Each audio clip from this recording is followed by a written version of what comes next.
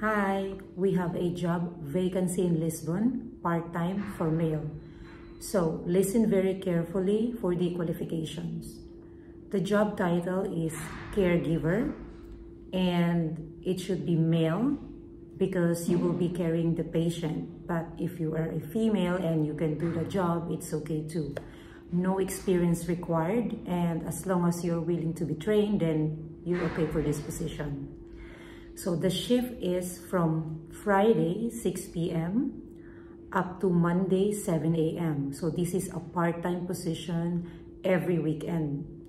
Free meal, free training, and if you can speak Portuguese, it will be a plus, but it's not a requirement. And the salary is 1,000 euro net per month. The thing is, since this is a part-time position, this is a side hustle, so there is no contract, there is no social security, but there's no tax.